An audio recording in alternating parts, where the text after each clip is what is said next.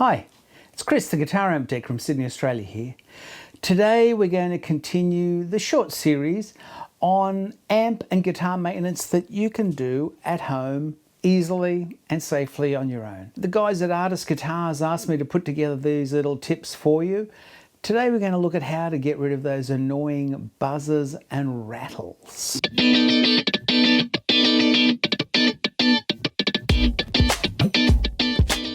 Buzzes and rattles occur when things are loose.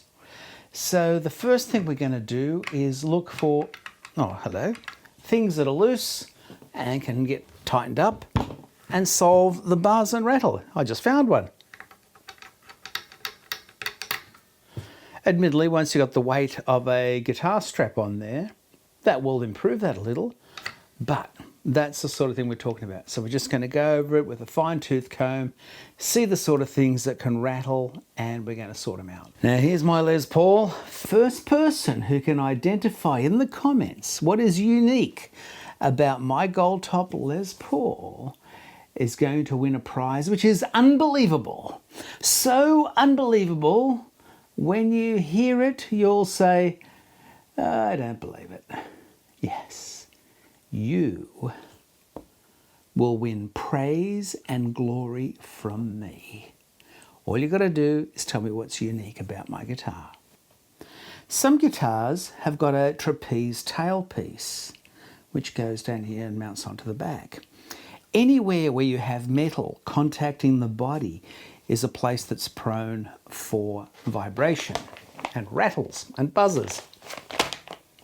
Self-stick adhesive felts, about $2 from what we call a $2 shop. Quite often there's a little bit of metal at the back here which will touch the body, and quite often it might buzz or rattle. Get a bit of felt. If I could get this, I could show you. There you go. Get a bit, cut a bit off, stick it to the metal part, not the body, and just enough to provide a slight barrier between the metal and the body. That source of vibration gone. Next, let's have a look at the stop tailpiece. This is a traditional Gibson type of arrangement that you'll find on Les Pauls, 335s, SGs, etc.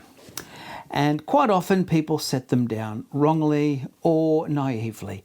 They think if they screw them down hard against the body, it's going to improve the break angle, which it does, over the bridge, and it'll improve sustain. Way too much force.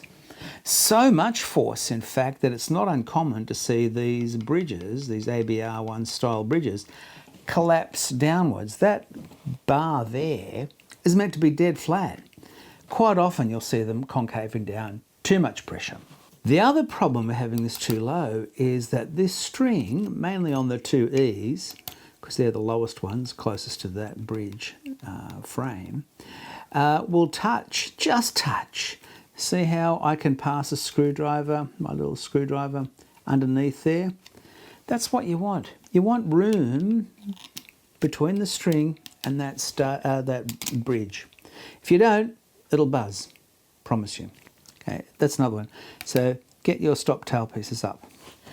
Other thing, this little spring here that we see on ABR bridges.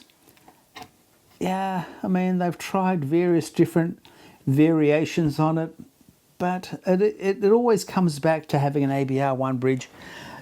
Guitarists are the most conservative people and they hate change. Problem is, with this spring, another source of vibration, you can buy them for a couple of bucks from your parts supplier, like All Parts, whatever.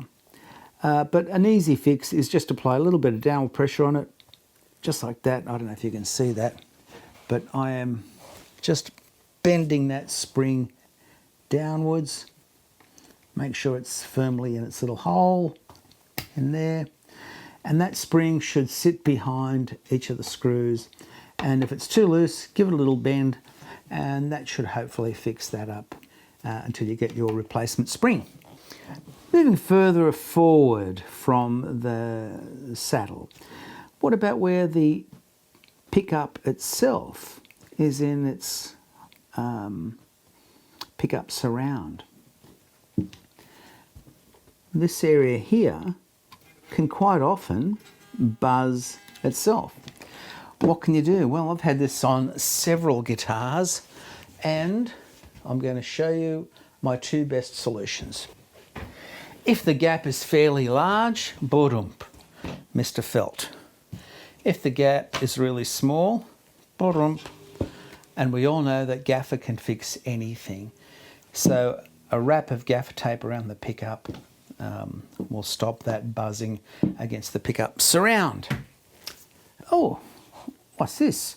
Pickguard.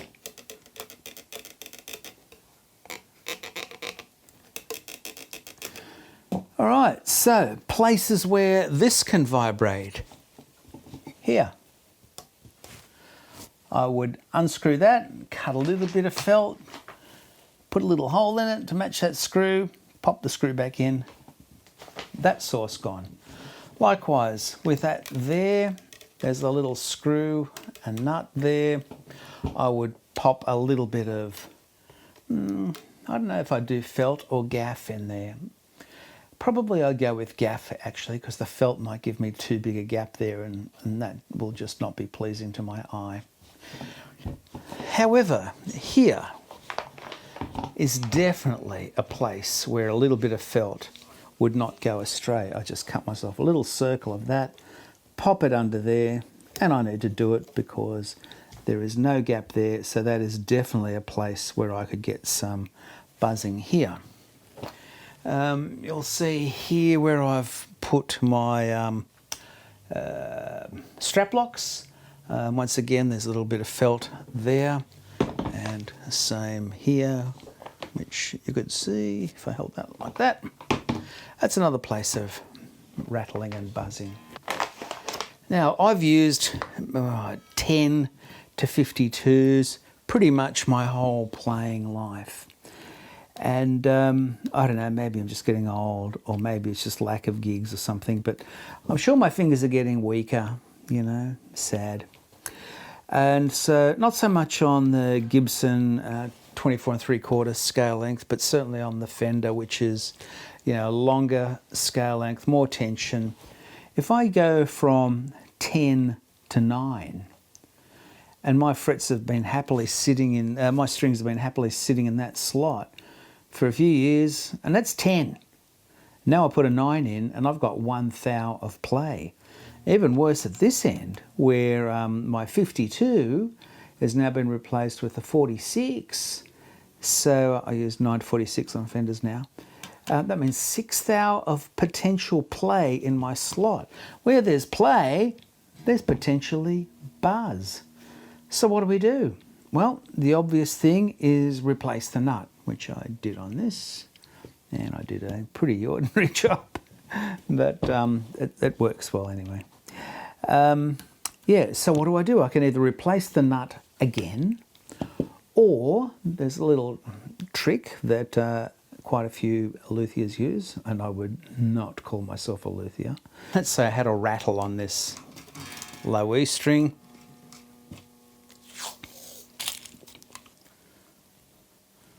I'd take all the strings off in reality,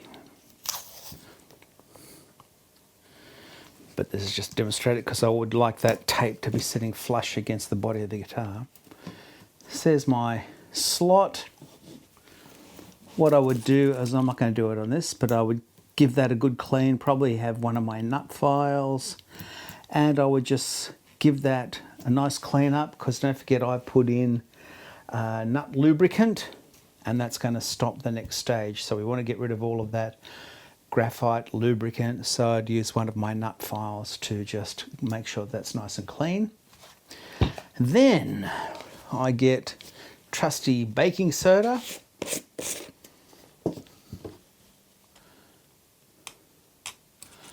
I just tap a little bit in there.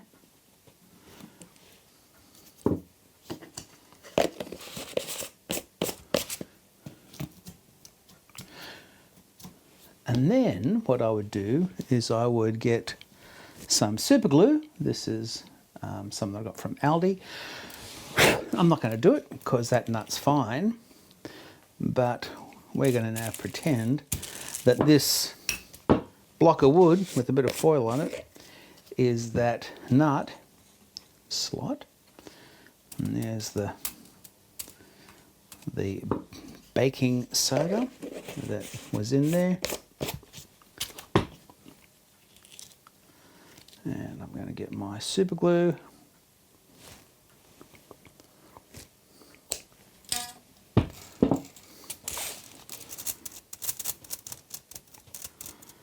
Just going to make sure that super glue gets its way down into that.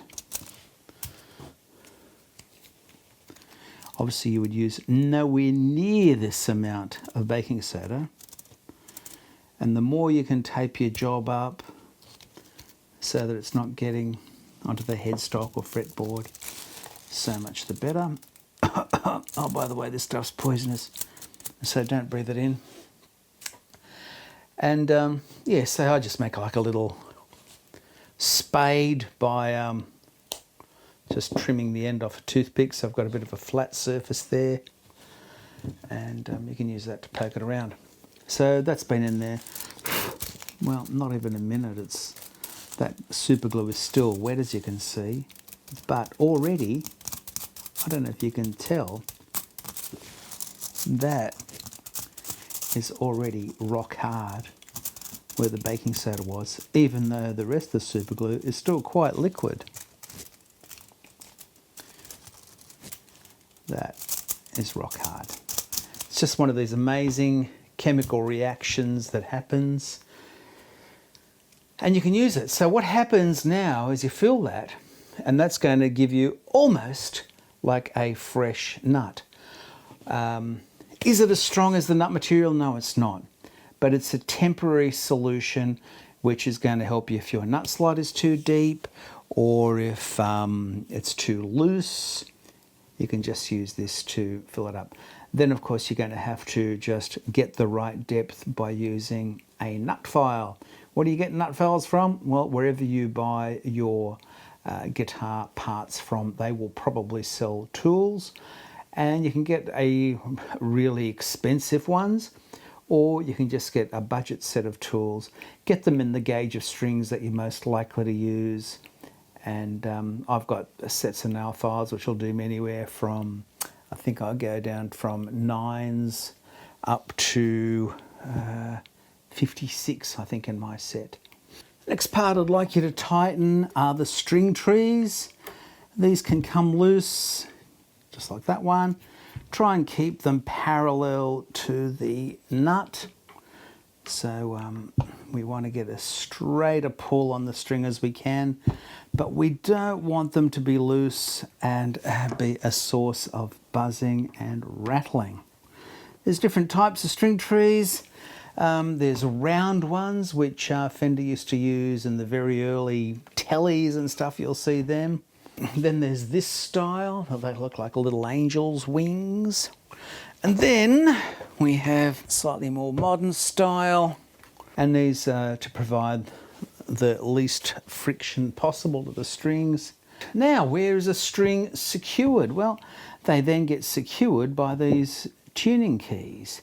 And you'll see here that these particular ones have got nuts on them. So don't do it while you have string tension on there, but next time you're changing the strings, just snick these up a little bit. You know, we just want them, you don't want to hang off them, monkey boy. You just want to get those a bit tighter. No screws on the back of them. However, if we go back to the Gibson ones, they have screws. Please make sure that you give these a little bit of a tighten. In fact, that one was a little bit loose. Sometimes the buzzing is disguised by the string tension, and but there will be a resonant note somewhere where something will buzz and you go, what? Where was that? And you'll have a tough time finding it. It was the resonant note of that particular piece of hardware, and good luck finding it. Just tighten everything up, next time you do a service, definitely when you do a string change. At the back of the headstock of my Telecaster, you'll see that it has these vintage Kluson style tuning keys with a little hole in there, which we could quite reasonably expect that to be a lubrication hole. And I've been asked what sort of oil to use in there, and the answer is quite simply none. Never, ever use oil in those lubrication holes. Let's say it together. None. Never, ever use oil in those tuning key lubrication holes. The wood will get wet from oil, yes. And how long does it take for oil to dry out? A really long time, maybe never. So we never use oil. But what will we use? Well, if you want to use anything at all, that's what I use. It's an old tin, it's an old empty tin. It's lasted me many, many years, and it's a dry PTFE, Teflon, lubricant. So that I'll spray in there. Because it's dry, the fluid that's in there, the solvent that's in there, will evaporate really quickly, and then all it leaves behind is a bit of Teflon to lubricate the gears. That's the only thing you're going to use. Promise. Good. Well, I hope you found that helpful in tracking down those annoying buzzes and rattles that we all suffer from. If you did, you know what to do. Now I'm going to enjoy my buzz-free Telecaster, and I'm going to see you real soon.